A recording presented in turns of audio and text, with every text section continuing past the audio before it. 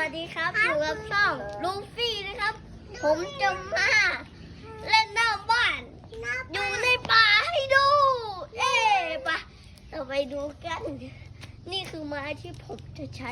แล้วผมจะฟาดนี่นะครับไปดูนะครับนี่เลยมาเนี่ยนี่คือสิ่งเด็กวัดผู้เบาๆไม่กินนะมันไม่เข็นนะไม่นะชิงชิง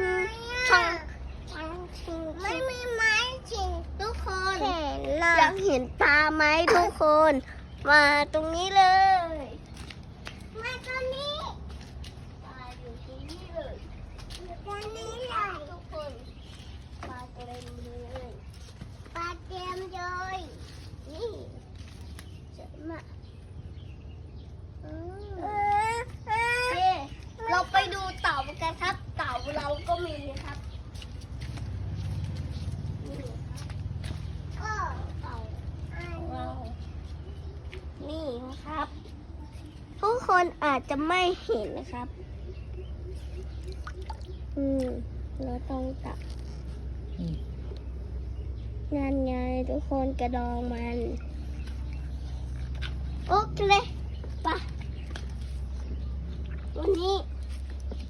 เราจะมาถ่ายคลิปดาบพิฆาตอสูรกันนะครับมาตากล้องมาน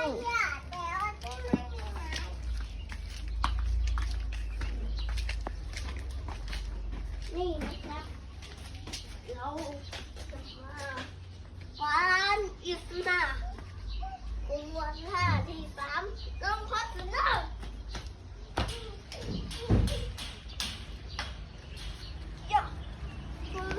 สวัสดีครับ ไม่ใช่เด็กนะ อดีเครียดอะไรอ่ะโอ้เอาอะไรมา วันนี้ขอลาไปก่อนนะครับ สวัสดีครับ อย่าลืมกดไลค์เยอะๆ1,000 ล้านเลยนะครับ